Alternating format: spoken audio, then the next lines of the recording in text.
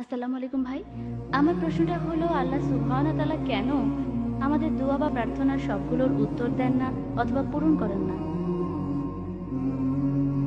বোন, আপনি প্রশ্ন করলেন যে আমাদের সব দোয়া সেগুলো কেন আল্লাহ সুবহানাহু ওয়া তাআলা পূরণ করেন না।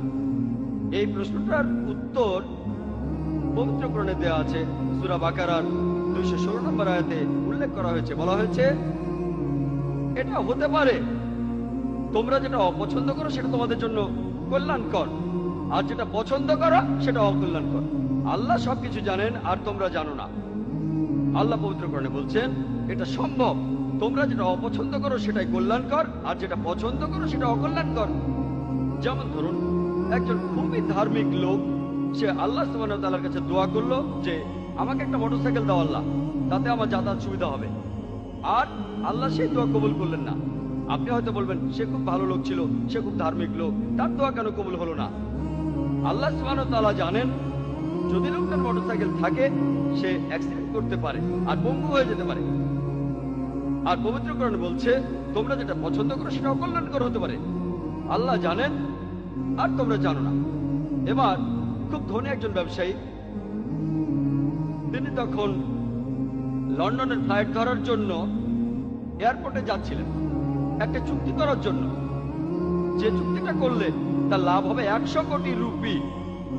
যখন তিনি এয়ারপোর্টের দিকে যাচ্ছিলেন, দুর্ভাগ্যজনকভাবে রাস্তায় খুব বড় একটা ট্রাফিক জ্যাম ছিল, আর তিনি সময় মতো এয়ারপোর্টে পৌঁছাতে পারলেন না। তিনি যখন এয়ারপোর্টে পৌঁছলেন ততক্ষণে সেই ফ্লাইটটা রওনা দিয়েছে, তিনি ফ্লাইট মিস করলেন।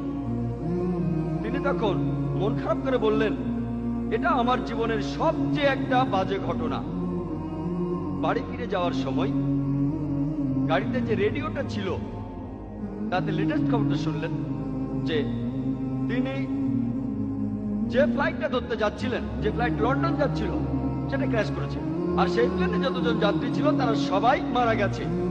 তখন সে ব্যবসায়ী বললেন, এই ঘটনাটা হলো আমার জীবনের শ্রেষ্ঠ একটা ঘটনা। কিছুক্ষণ আগেই তিনি ট্রাফিক জ্যামকে অভিশাপ দিচ্ছিলেন, কারণ ট্রাফিক জ্যামের কারণে তার 100 কোটি রুপি ক্ষতি হয়েছে। এই ঘটনার কিছুক্ষণ পরেই সেই ট্রাফিক জ্যামকে তিনি ধন্যবাদ জানালেন, কারণ এতেই তার জীবন বেঁচেছে। আর পবিত্র কোরআন বলছে যেটা তুমি অপছন্দ করো সেটাই কল্যাণকর হতে পারে। আল্লাহ জানেন আর তোমরা জানো না। আল্লাহ জানেন সেই ব্যক্তির জীবন তার 100 কোটি রুপির চাইতে অনেক বেশি মূল্যবান। আপনি যে দোয়া করেন, অনেক সময় দেখা যায় আল্লাহ সুবহানাহু ওয়া তাআলা সেই দোয়াটা পূরণ করছেন না, তিনি সে দোয়া কবুল করেন না। আর পবিত্র কোরআনে বলা হয়েছে, সূরা সূরার 27 নম্বর আয়াতে উল্লেখ করা হয়েছে যে আল্লাহ তাআলা তার সকল বান্দাকে, যদি আল্লাহ তার সকল বান্দাকে জীবনের উপকরণে প্রাচুর্য দিতেন তাহলে তারা অবশ্যই পৃথিবীতে বিপর্যয় সৃষ্টি করত, কিন্তু আল্লাহ তার ইচ্ছেমতো পরিমাণেই নাজিল করেন এবং তিনি জানেন তিনি কি দিয়েছেন।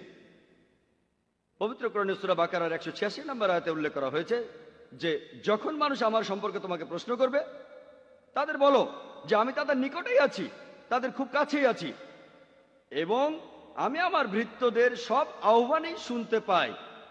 পবিত্র কোরআনে সূরা গাফিরের 60 নম্বর আয়াতে উল্লেখ আছে, তোমাদের প্রতিপালক বলেন আমাকে ডাকো, আমি তোমাদের সাড়া দেব। পবিত্র কোরআনে আছে যে আল্লাহ বলছেন আমাকে ডাকো, আমি তোমাদের ডাকে সাড়া দেব। মানুষ ভাবতে পারে এই আয়াতটার কথা পূরণ হবে না যদি প্রার্থনার উত্তর না দেওয়া হয়। যদি আপনি ভালো করে দেখেন, আল্লাহ সুবহানাহু ওয়া তাআলা আপনার প্রার্থনার উত্তর দিচ্ছেন উত্তর না দেওয়ার মাধ্যমে, কারণ আল্লাহ জানেন কোনটা ভালো কোনটা খারাপ আপনার জন্য। আর কিছু মানুষ আছে যারা হয়তো বলবে, আমরা অনেক অবিশ্বাসীকে দেখেছি, অনেক অধার্মিক মানুষ যারা ভুল ঈশ্বরের উপাসনা করে আর তারা বিলাসবহুল জীবনযাপন করে। অবিশ্বাসীরা নকল ঈশ্বরের উপাসনা করে টাকার জন্য, আর তারা সম্পদশালী হয়। যদিও এইসব অধার্মিক আর অবিশ্বাসী লোকেরা নকল ঈশ্বরের কাছে বিভিন্ন জিনিসের প্রার্থনা করে, আল্লাহ তাদের বস্তুগত চাহিদা পূরণ করে থাকেন, কারণ তিনি জানেন তারা যেটা প্রার্থনা করছে এতে তারা ভবিষ্যতে আরো বেশি ক্ষতিগ্রস্ত হবে। পরকালের জীবনে এসবের কারণে তারা শুধু ক্ষতিগ্রস্তই হবে। সত্যিকারের বিশ্বাসীদের ক্ষেত্রে এটা ব্যাপারই না যে সে ধনী না গরিব, আর এখন তার সুসময় না দুঃসময়, আর তারপরও আল্লাহ সুবহানাহু ওয়া তাআলাকে বিশ্বাস করে। পবিত্র কোরআনে সূরা নূরের 37 নম্বর আয়াতে উল্লেখ করা হয়েছে যে সেই সব লোক যারা ব্যবসা বাণিজ্য এবং ক্রয় বিক্রয় করেও আল্লাহ সুবহানাহু ওয়া তাআলাকে স্মরণ করা, যাকাত প্রদান করা ও সালাত আদায় থেকে বিরত থাকে না। তারা ভয় করে সেই দিনকে, যে দিন অনেকের অন্তর ও দৃষ্টি বিপর্যস্ত হয়ে পড়বে। তারা শুধু আখিরাতে ভয় করে, রোজ কিয়ামতের দিন, যেদিন আমাদের প্রত্যেকের বিচার করা হবে।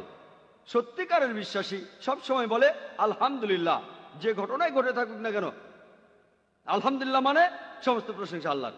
এমনকি যদি তার ক্ষতিও হয় সে বলবে আলহামদুলিল্লাহ, কারণ সে আল্লাহকে বিশ্বাস করে।